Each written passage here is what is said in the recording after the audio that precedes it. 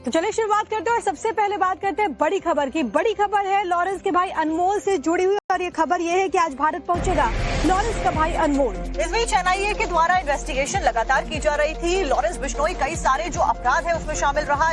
अनमोल Lawrence Bishnoi का भाई है और अमेरिका ने नवंबर 2024 में ही इसको गिरफ्तार कर लिया था और अब भारत में इसको लाया जाएगा। बाबा सिद्दीकी हत्याकांड, इसके अलावा कई सारे ऐसे मामले जिसमें अनमोल शामिल बताया जाता है। अमेरिका से उसकी गिरफ्तारी हुई। भारतीय जांच एजेंसी एनआईए ने भी अनमोल पर 10 लाख रुपए का इनाम घोषित किया था। इस बीच एनआईए की मोस्ट वांटेड लिस्ट में अनमोल शुरू से शामिल रहा है। अमेरिका में अनमोल की गिरफ्तारी के बाद से ही उसे भारत लाने की कोशिशें तेज हो गई थी।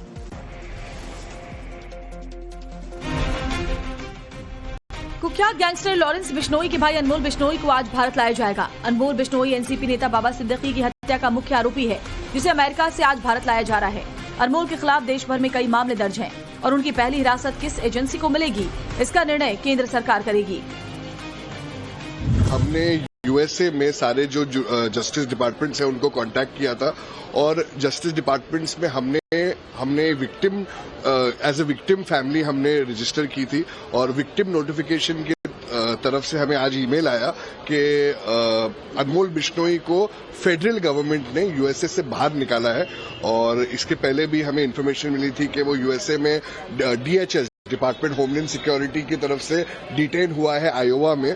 तो हमें विक्टिम फैमिली की तरफ अपडेट्स मिलता है तो हमें पता चला है कि आज 18 नवंबर 2025 को अनमोल बिश्नोई को बाहर निकाला है यूएसए से।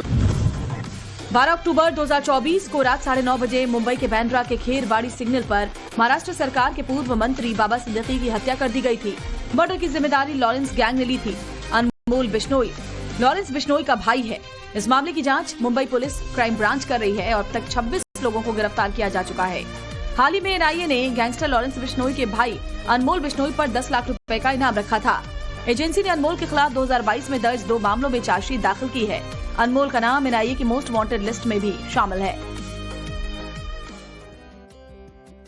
और चलिए अब आगे बढ़ते हुए बात कर लेते हैं दिल्ली ब्लास्ट की। और इस पूरे धमाके के मामले में एनआईए के द्वारा तो इन्वेस्टिगेशन की ही जा रही है, वहीं ईडी के द्वारा अब चैरिटेबल ट्रस्ट के तमाम मनी ट्रेल्स को लेकर इन्वेस्टिगेशन को आगे बढ़ाया गया है। अल फलाह यूनिवर्सिटी से जुड़े हुए चैरिटेबल ट्रस्ट के जो तमाम लोग हैं उन पर शिकंजा कसता हुआ जावेद अहमद को यहाँ पर ईडी ने कोर्ट के सामने पेश किया है। साकेत कोर्ट में बीते दिन पेश हुआ। ईडी की डिमांड पर फिलहाल कोर्ट ने उसे भेज दिया है। वहीं आपको बता दें कि जावेद सिद्दीकी को ईडी ने साकेत कोर्ट में पेश किया। कोर्ट ने जावेद सिद्दीकी को ईडी की रिमांड पर भेजा। अल फलाह यूनिवर्सिटी के स्टूडेंट को हिरासत में लिया गया। एमबीबीएस तीसरे वर्ष के छात्र को हिरासत में लेकर फिलहाल पूछताछ ईडी की टीम के द्वारा मनी ट्रेल को लेकर की जा रही है।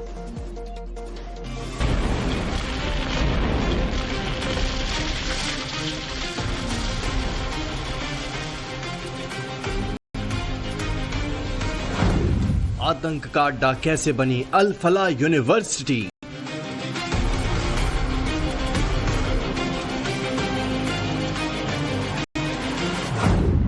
ईडी ने कसा शिकंजा, 30 जगहों पर छापेमारी।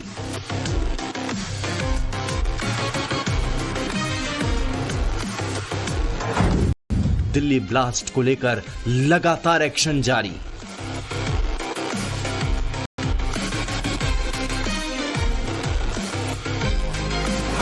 आतंकी नेक्सस को नेस्तनाबूद करने का प्लान। फरीदाबाद में आतंक का अड्डा बने अल फलाह यूनिवर्सिटी के फाउंडर, मैनेजिंग ट्रस्टी और डायरेक्टर जावेद अहमद सिद्दीकी को ईडी ने गिरफ्तार कर लिया है। अल फलाह यूनिवर्सिटी के ठिकानों पर मारे गए फंड की गड़बड़ी के ठोस सबूत मिलने और जांच में सहयोग नहीं करने को देखते हुए ईडी ने यह फैसला लिया है। छापे की कार्रवाई अल फलाह यूनिवर्सिटी के साथ साथ उसके प्रमोटरों से जुड़े अन्य कंपनियों के खिलाफ भी की गई है। छापे के दौरान अल फलाह यूनिवर्सिटी पर लगे फंड के साथ साथ नियमों और कानूनों के बड़े पैमाने पर उल्लंघन के सबूत मिले हैं। यूनिवर्सिटी फैकल्टी के कुछ लोग अभी भी गायब हैं, जिनकी तलाश की जा रही है। इधर एनआईए दिल्ली ब्लास्ट से जुड़ी हर कड़ी को सुलझाने में लगी है। पुलिस और क्राइम ब्रांच की टीम ने फरीदाबाद के खंदावली गांव में भी चेकिंग अभियान चलाया और लोगों से पूछताछ की जा रही है। पुलिस को इनपुट मिला है कि खंदावली गांव से ब्लास्ट से जुड़ा कोई बड़ा अपडेट मिल सकता है। पुलिस की टीम ने मस्जिद के भीतर खोजबीन की। बता दें कि खंदावली वही गांव है जहां उमर की लाल फोर्ड इको स्पोर्ट कार बरामद हुई थी।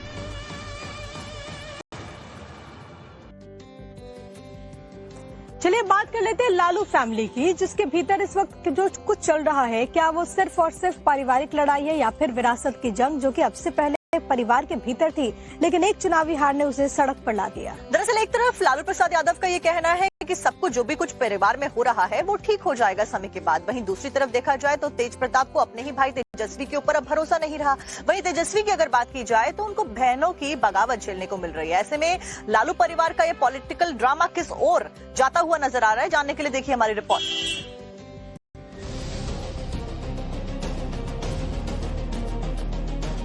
लालू फैमिली में सियासी फाइट, तेजस्वी का फ्यूचर कैसे ब्राइट, रोहिणी के दावे में आखिर कितना दम, संजय को मिला तेजस्वी का साथ, क्यों आग बबूला हो गए तेज प्रताप।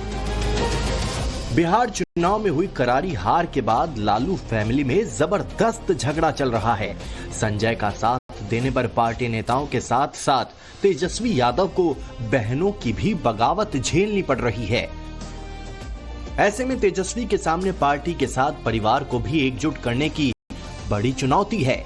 ऐसा बताया जा रहा है कि विधायक दल की बैठक में तेजस्वी ने कहा, पार्टी परिवार से बड़ी होती है और मैं परिवार के दबाव में आकर पार्टी का अहित नहीं कर सकता हूं। ऐसी भी खबर थी कि तेजस्वी विधायक दल का नेता नहीं बनना चाहते थे, लेकिन लालू के कहने और दूसरे नेताओं के समझाने पर वो मान गए। वहीं तेजस्वी ने कहा कि पार्टी की हार के लिए संजय को टारगेट करना ठीक नहीं है। ऐसे में अब ये देखना है कि क्या संजय यादव की स्थिति, क्योंकि जो हमारे सोर्स बता रहे हैं कि लालू यादव भी इस पूरे मामले पर उन्होंने कहा है कि वो हैं इस परिवार में और वो सब कुछ हैंडल कर लेंगे, यानी संजय यादव को दोषी ठहराया नहीं जा रहा है अभी भी। तो ऐसे में कई सवाल उठ रहे हैं कि क्या संजय यादव की इतनी मजबूत पकड़ परिवार के अंदर भी है कि कोई उन पर सवाल नहीं उठा रहा है। एक तरफ जिस तरह से रोहिणी आचार्य ने सवाल उठाए, इसके बाद भी वो आराम से उसी हिसाब से रह रहे हैं घर में, कोई उनके दिनचर्या में कोई फर्क नहीं आया है, उसी तरह वो आज भी है पार्टी के अंदर और परिवार के अंदर। तो सबसे बड़ा सवाल है कि क्या इस तरह से संजय यादव ने आखिर कैसे परिवार को और पार्टी को अपने बस में कर रखा है। और देखिए, और कागज भी ओरिजिनल चाहिए। जिसके पास कागज नहीं है वो अपना टिकट करिए, अपने देश जाइए। निगम कर्मचारी जुटे हुए हैं, सबके बीच में निगम मेयर और कमिश्नर खड़े हैं। मेयर एक एक शख्स के दस्तावेज खुद देख रही हैं, साथ में एक आदेश।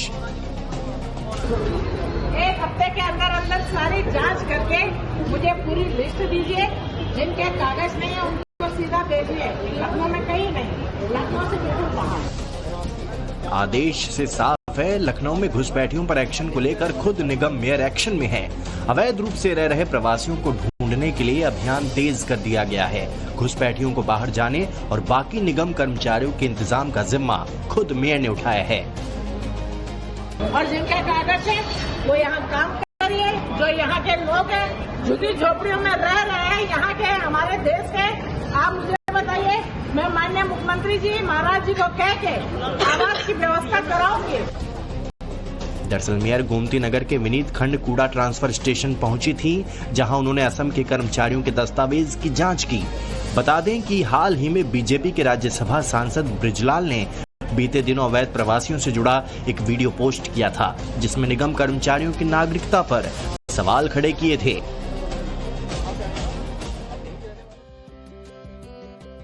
खबरों में बात करेंगे यूपी के हाथरस की, क्योंकि यूपी के हाथरस में स्थानीय लोगों और बारातियों के बीच में अचानक से वाद विवाद हो जाता है, कहासुनी हो जाती है और कुछ ही देर के बाद में कहासुनी इतनी ज्यादा बढ़ जाती है कि ये लोग एक दूसरे के ऊपर पथराव करते हुए नजर आते हैं। उसके बाद पुलिस मौके पर पहुंचती है, मामले को संभालती थी, लेकिन वहां पर आखिरकार क्यों मामला इतना ज्यादा बिगड़ गया, आपको दिखाते हैं एक रिपोर्ट।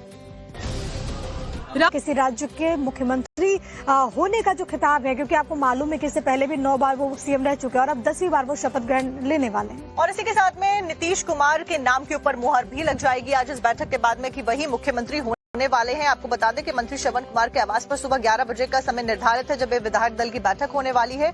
एनडीए की बम्पर जीत के बाद में सरकार बनाने की कवायदें तेज हैं और आज विधायक दल का नेता चुना जाएगा। उसके बाद ऐसी संभावना जताई जा रही है कि 20 नवंबर को नीतीश कुमार मुख्यमंत्री पद की शपथ लेंगे।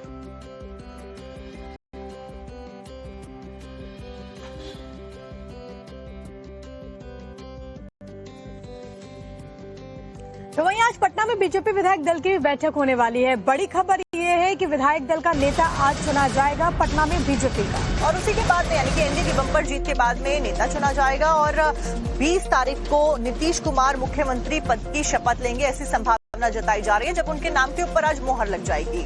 तो ये अपने आप में बड़ी खबर है। जाहिर है कि बीजेपी विधायक दल की बैठक में जिसे नेता चुना जाएगा, डेप्यूटी सीएम के तौर पर भी उसको लेकर के उसका नाम सामने आएगा और इसमें संभव यह है कि सम्राट चौधरी को एक बार फिर से मौका मिले। लेकिन बड़ी बात है क्योंकि एक लैंडस्लाइड विक्ट्री हुई है, 89 विधायक भारतीय जनता पार्टी के जीत करके इस बार आए और साक्षी सबसे बेस्टेस्ट परफॉर्मेंस है बीजेपी का बिहार में। और बिल्कुल 89 सीट्स के साथ साथ में जो डबल हैट यहाँ पर वो लगाई है, सेंचुरी लगाई है एनडीए ने, उसको लेकर भी लगातार चर्चाएं की जा रही है। कई सारे मंत्रियों का नाम सामने आ रहा है डेप्यूटी सीएम को लेकर। अब देखने वाली बात यह होगी कि किसको डेप्यूटी सीएम बनाया जाता है।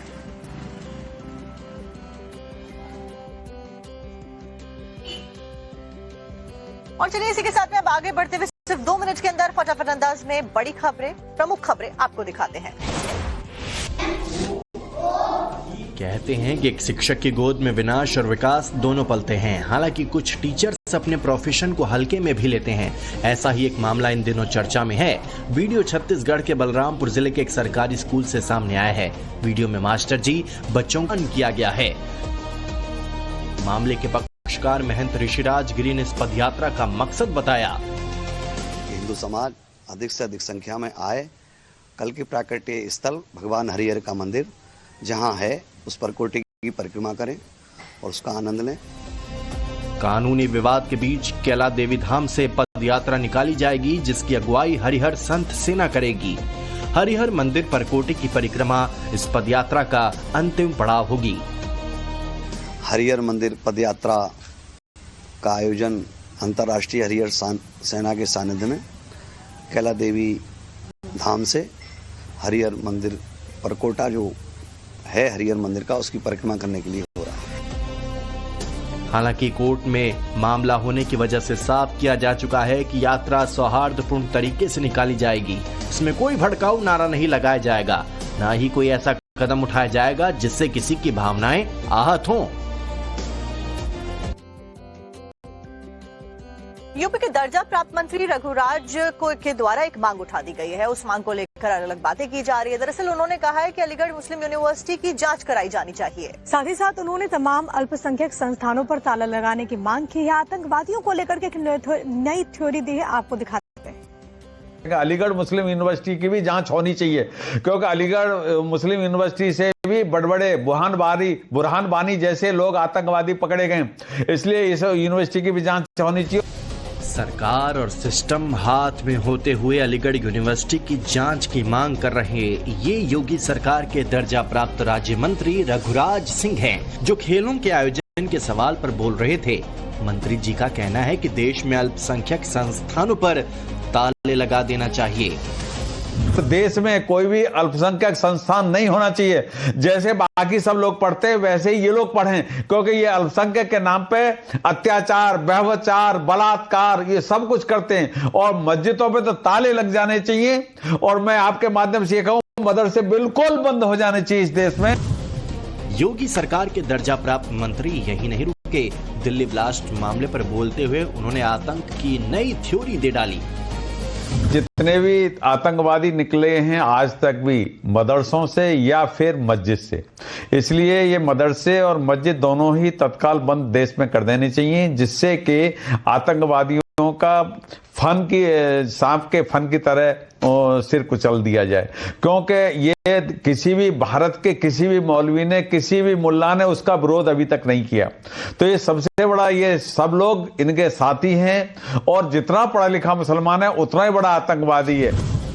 यूपी सरकार के मंत्री रघुराज सिंह की माने तो पूर्व केंद्रीय मंत्री और जम्मू कश्मीर के पूर्व सीएम फारूक अब्दुल्ला आतंकवादियों के समर्थक हैं। लिहाजा रघुराज सिंह ने फारूक अब्दुल्ला के लिए भी फांसी की मांग की है। चलिए एक बार फिर से हम बात कर लेते हैं बिहार की, क्योंकि बिहार के लिए आज का दिन बहुत महत्वपूर्ण है। दोपहर के 3 बजे एनडीए विधायक दल की बैठक होने वाली है और इस बैठक में धर्मेंद्र प्रधान के साथ साथ में विनोद तावड़े की मौजूदगी रहेगी और इसी के साथ में एनडीए के तमाम जो बड़े नेता है उनके शामिल होने के लिए भी जानकारी मिली है। और इसमें विधायक दल के नेता का चुनाव होगा। नीतीश कुमार की प्रबल संभावना, क्योंकि नीतीश कुमार का ही नाम सामने आ रहा था, ये आपको मालूम है, लेकिन एक औपचारिकता है जिसको आज पूरा किया जाना है। बिहार विधानसभा में ये बैठक होने वाली है। बैठक में एनडीए के जो तमाम विधायक हैं वो मौजूद रहेंगे, यानी कि 200 से ज्यादा जो नवनिर्वाचित विधायक हैं उनकी मौजूदगी रहेगी। यानी कि बैठक में बीजेपी और जेडीयू के सभी विधायक और पार्टी के नेता मौजूद रहने वाले हैं। एनडीए विधायक दल के नेता का चुनाव होना है। धर्मेंद्र प्रधान, विनोद तावड़े भी मौजूद रहेंगे। एनडीए के सभी विधायक मौजूद रहने वाले हैं।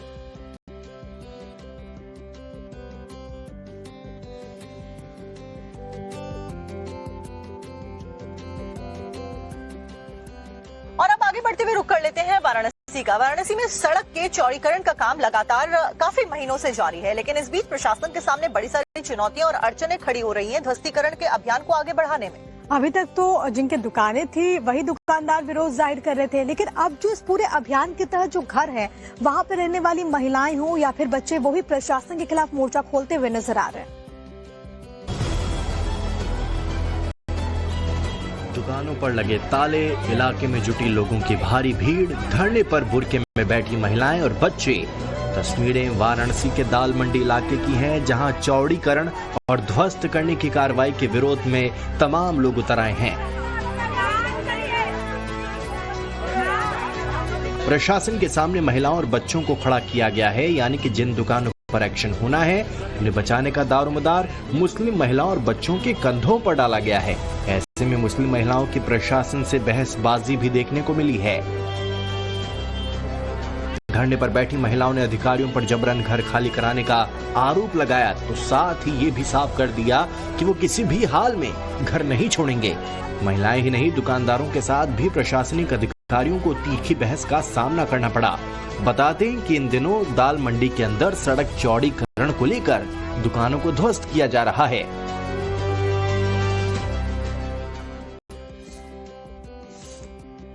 चलिए बात करेंगे हरियाणा के नारनौल की, जहां पर टोल प्लाजा पर जमकर बवाल हुआ है। 2 गाड़ियों में लोग आए थे और वहां पर उन्होंने जमकर उत्पात मचाया। वहीं इस घटना के सामने आने के बाद में सीसीटीवी खंगाले गए। सीसीटीवी भी सामने आता है और इसके सामने आने के बाद में जो आरोपी थे उनको पहचाना गया, उनके ऊपर कार्रवाई की गई। लेकिन पूरा मामला क्या था, क्या कार्रवाई पुलिस के द्वारा की गई, देखिए हमारी रिपोर्ट में। चेहरे पर नकाब, हाथों में लाठी डंडे, 2 गाड़ियों से उतरे बदमाशों के तांडव की ये तस्वीर है। हरियाणा के नांगल चौधरी से टोल प्लाजा पर हमले का सीसीटीवी सामने आया है। सिरोही बाहर